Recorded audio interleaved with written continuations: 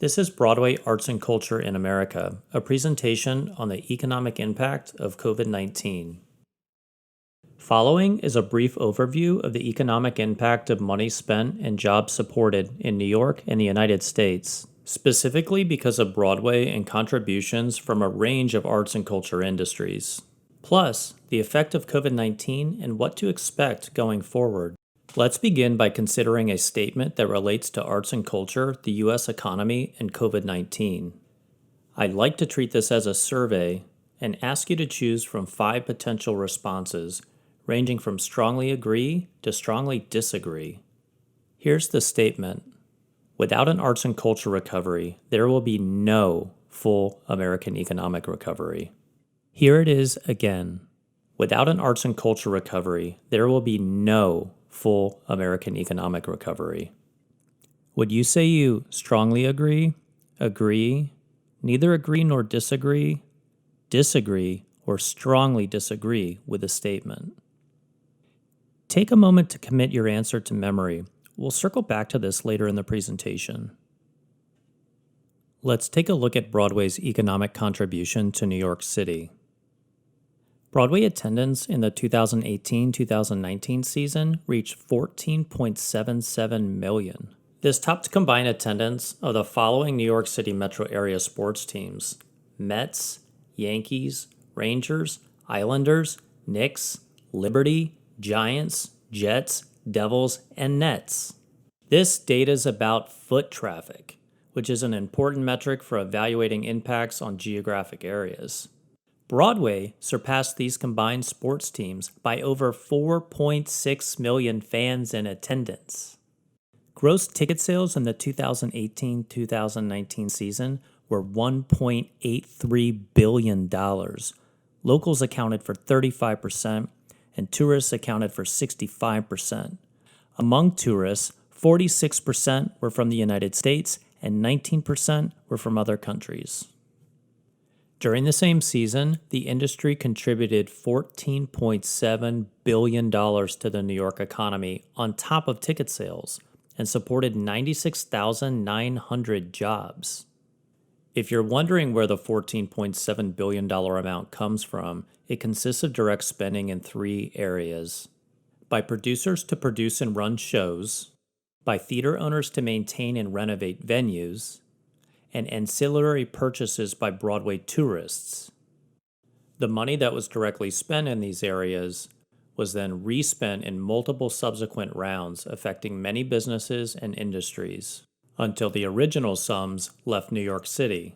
The sum of the original spending and subsequent rounds equals the full contribution of $14.7 billion. Who knew? Now let's move to the economic impact of touring Broadway on the United States. Broadway productions perform in more than 240 cities across North America. In the 2018-19 season, attendance at touring shows was 18.5 million and gross ticket sales were $1.63 billion. I've worked with local presenters and traveled to a majority of these cities, large and small, and can attest to the economic and social impact Broadway has on American communities. Producers and presenters spent around $1.4 billion to launch and run these tours. From that, about 70% was spent in the theater's communities, 27% in the New York City area, and 3% in other areas, such as to vendors situated elsewhere. Moreover, theatergoers who come to an area specifically to attend shows typically spent another 77% on top of ticket sales, or $1.26 billion on ancillary activities such as dining and transportation. Thus, direct total spending due to touring Broadway amounted to $2.3 billion. Direct spending generated another $2.55 billion in secondary rounds of spending, so that the full economic contribution of touring Broadway above gross ticket sales totaled $4.85 billion. 83% of this money supported the communities that presented Broadway tours. The economic impact of $1.63 billion in gross ticket sales against about $1 billion in spending by producers and presenters makes good economic sense for the industry, The difference or the profits are shared, and the majority of other spending directly benefits local communities. This is a win-win model. Now, let's expand beyond Broadway and take a look at arts and culture in America. There's no business like show business. However, the Bureau of Economic Analysis at the U.S. Department of Commerce includes art museums, music groups, dance troupes, fashion design, interior and graphic design, photography, and more in data it collects for arts and culture reporting. It also looks at industries that support them, such as publishing, broadcasting, filmmaking, and manufacturing of equipment, for example. We'll start with how this looks at the state level, beginning with New York. The U.S. Bureau of Economic Analysis reports that arts and culture production accounts for about $120 billion and 7.5% of the New York economy, contributing 483,424 jobs. Total value added is the industry's total market value of goods and services minus intermediate inputs such as energy, raw materials, semi-finished goods, and others. The share of gross state product, or GSP, is the arts and culture sector's market value of goods and services produced by labor and property located in the state. GSP is the state counterpart of our nation's gross domestic product, or GDP. This sector represents almost 484,000 jobs in New York State. A reminder, Broadway supports about 97,000 of these jobs. Now, let's see how this looks at the national level. Arts and culture is big business. Arts and culture accounts for nearly $878 billion and 4.5% of U.S. GDP, contributing 5,107,889 jobs. That's 3.4% of all U.S. jobs. This sample of state profiles shows the arts and culture sector's total value added to the U.S. economy, percentage of gross state product, and number of workers employed by each state. It derives from the Arts and Culture Production Satellite Account, or the ACPSA, that's produced jointly by the Bureau of Economic Analysis, U.S. Commerce Department, and the National Endowment for the Arts Office of Research and Analysis. The ACPSA has an interactive map for each U.S. state that illustrates these data points. Many people are surprised to learn the number of jobs and contribution to gross state product are larger than previously thought. This data is available for other U.S. industries. Let's see how arts and culture compares to other sectors of the economy. Its value added in the United States ranked second among comparison sectors. These select industry categories using the North American Industry Classification System, or the NAICS. As you can see, arts and culture contribute significantly to the U.S. economy. It added more to the economy than construction by $87 billion and more than transportation by $265 billion. And its value added is 5 times greater than agriculture. Within arts and culture GDP data, performing arts companies and independent artists, writers, and entertainers accounted for a combined $52.2 billion to the U.S. economy. America's nonprofit arts industry generated $166.3 billion in economic activity, resulting in $27.5 billion in federal, state, and local tax revenues. As the U.S. navigates a time of economic uncertainty due to the spread of COVID-19, it's important to recognize and champion the economic contributions of the arts to all 50 states, the U.S. territories, and the nation as a whole. Just a few more items before we move to the effects of COVID-19 on the arts and culture sector in New York and the United States. Continuing with arts and culture, here are the facts about trade and return on investment.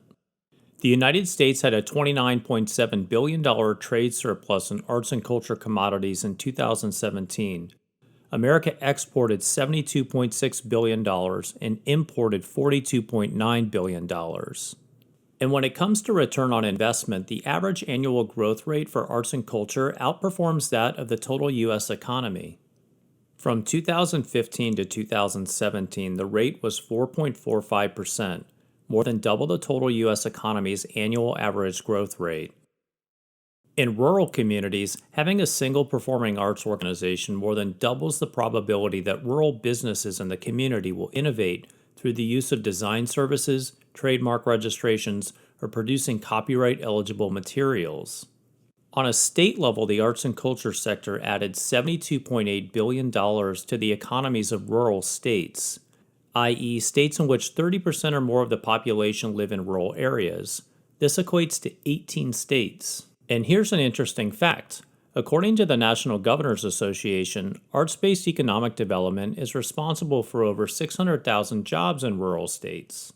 Georgia has witnessed growth in its motion and picture video industries. Utah has gained value added by the state's performing arts companies. And economic value from the construction of new arts and culture structures has spiked in Massachusetts. Creative places are innovative places, and investments in creative placemaking have a direct association with high GDP growth over time. Cities with high levels of community attachment, that is, the degree of loyalty and affection residents have for their community, tend to experience high GDP growth over time.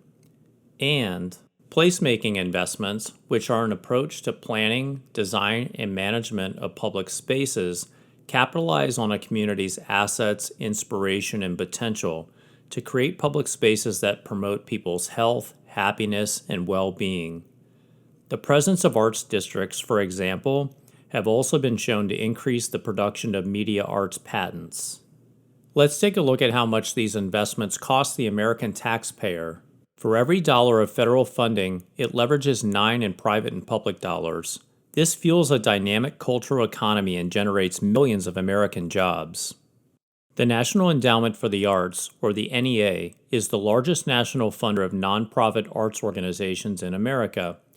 It should be noted the NEA is an independent agency of the U.S. federal government. NEA funding helps leverage the nonprofit arts industry, which helps incubate and provide research and development for the larger for-profit arts sector. The NEA budget for 2020 is $162 million.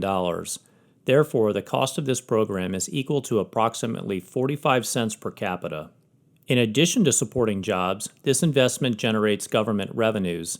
As we previously reviewed, in 2017, America's nonprofit arts industry generated $27.5 billion in federal, state, and local tax revenues. For reference, the NEA budget in 2017 was about $150 million. Let's look at the effect of COVID-19 and the arts worker. Millions are currently unemployed and will remain unemployed for the foreseeable future. Despite outsized contributions, the U.S. arts and culture workforce is in critical danger of collapse. A recent report measuring the impact on America's creative economy estimates a loss of 2.7 million jobs for its industries, with fine and performing arts hit hardest, suffering estimated losses of almost 1.4 million jobs, representing 50% of all jobs in the sectors. 62% of arts workers report they're fully unemployed. 94% report income loss, and 66% report they're unable to access the spaces, staff, resources, or supplies needed to perform their work. Arts workers now face instant financial catastrophe. Compounding this tragedy is that millions of arts workers are losing or have lost their health insurance, and competition for common survival jobs, such as in the hospitality and service sectors, which have been almost equally devastated by this crisis, is fierce if not unavailable. It's important to acknowledge that arts workers are struggling to survive through no fault of their own. COVID-19 has had a disparate impact on this sector of the U.S. workforce, and a return to work date is unknown. Something you should know is that artists are highly educated. 63% aged 25 and older hold bachelor's degrees or higher levels of education, compared to 36% of all workers in the labor force. Artists are also highly entrepreneurial. They're 3.6 times more likely than the total U.S. workforce to be self-employed, which in normal times has advantages but brings challenges today. Although there has been considerable support for workers displaced by COVID-19, expiration of the federal government's initial tranche of extended benefits provided by the CARES Act, which lapsed in July, currently threatens to make this economic downturn more severe for millions of people and inhibit an overall U.S. economic recovery. Now let's move to the effect of COVID-19 in arts institutions. 41% of institutions report they are not confident they will survive the pandemic. As COVID-19 remains a national concern, a majority of arts and culture institutions are anticipated to remain closed. If these institutions permanently close, it will likely cause a systematic economic collapse in what had been a vibrant ecosystem of mutually beneficial businesses that relied on these institutions for their success. While all regions, states, and metropolitan areas of the country will be seriously impacted, the effects of COVID-19 will hit some places harder than others. Of the 50 states, California will be hit hardest in terms of absolute losses for creative industries, followed by New York and Texas. But these are large states. When we look at the share of losses, the biggest losses occur in smaller states such as Alaska, Nevada, New Mexico, Louisiana, and Hawaii, for example.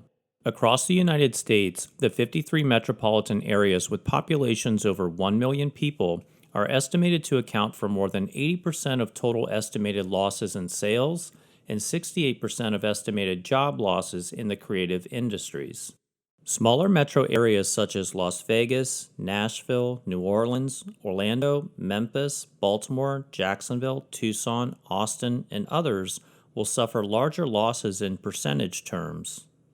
Arts, culture, and creativity are one of three key sectors along with science and technology and business and management that drive regional economies. This sector is acutely vulnerable right now, and lasting damage to its arts institutions will drastically undercut our economy. Now, let's circle back to New York City and Broadway. New York City can't rebound without Broadway, and Broadway's road back is uncertain. Broadway shows were suspended March 12th, and no one knows for sure when they will start up again.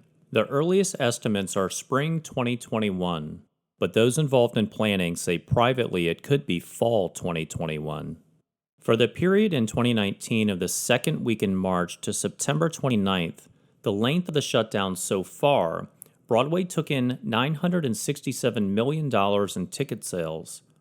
That amount is the estimated loss so far for 2020 ticket sales. A reopening timeline for high-density spaces such as Broadway theaters has not yet been set, and it's possible most Broadway shows will not resume until capacity limits are removed. Social distancing in Broadway theaters seems not to be under consideration due to financial reasons and concerns over safety. Broadway leadership has stated the industry would have to break its financial model, and nobody's willing to do that.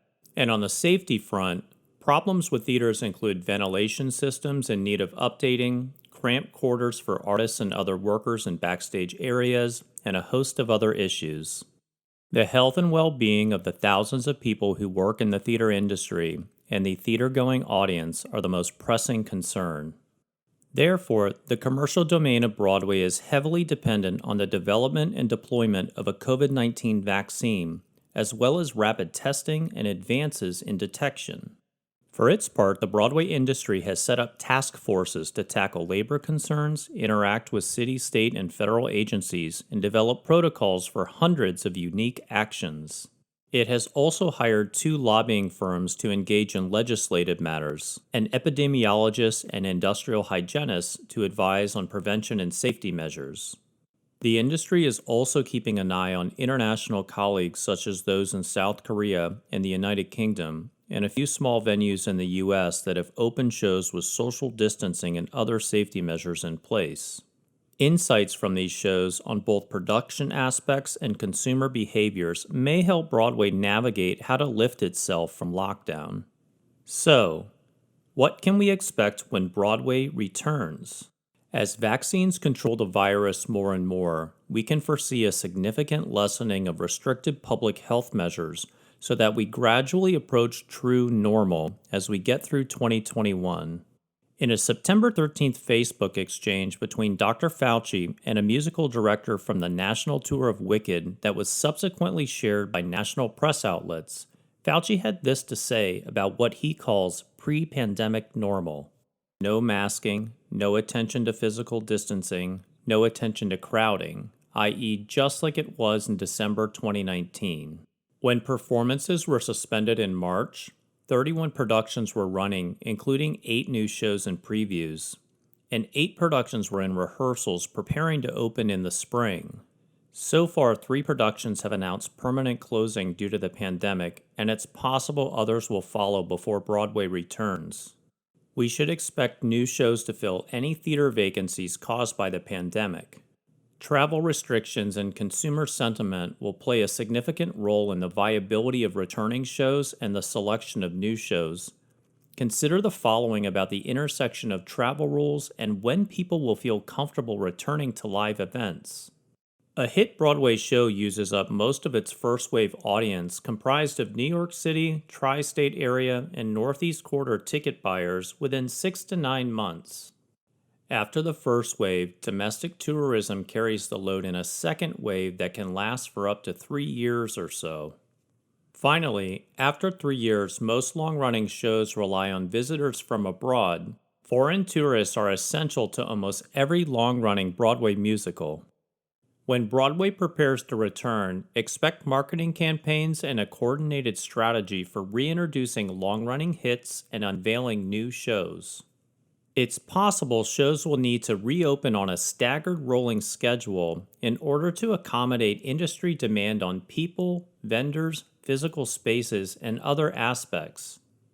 The practical challenges of reopening 30 or more productions at once would be daunting. Therefore, this approach is currently under consideration.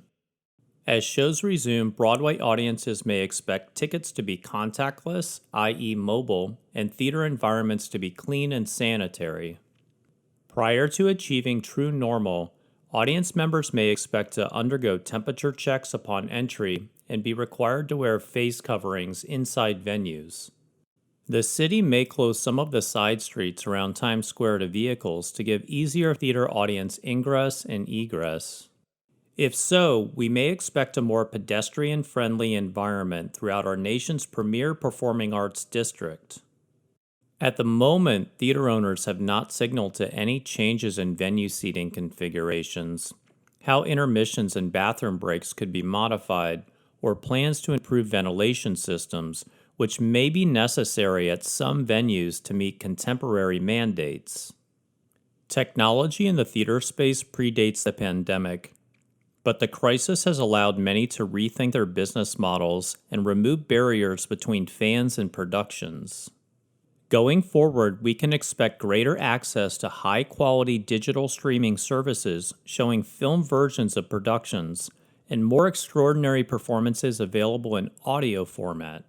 Also expect an increase in the presence of online chatbots and voice interaction to assist with accessing, discovering, and purchasing.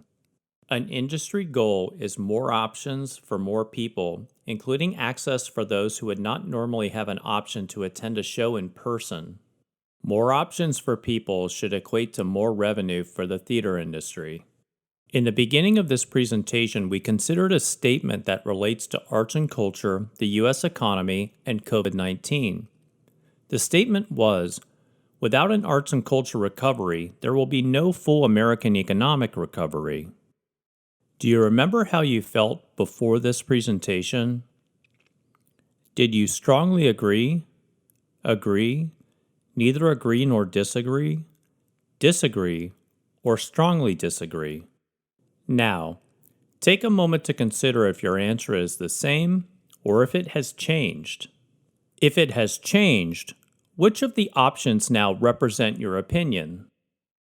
If you strongly agree or agree and feel compelled to seize this moment, please visit the resources page, which is available to download and includes reference sources for this presentation and information about current legislation under review for the arts and culture sector.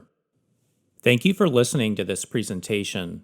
I'd like to leave you with a quote from Charles Flateman, the board chairman of NYC & Co. and executive vice president of Broadway's Schubert Organization. This is what he had to say in a September 16th op-ed for Crain's New York Business.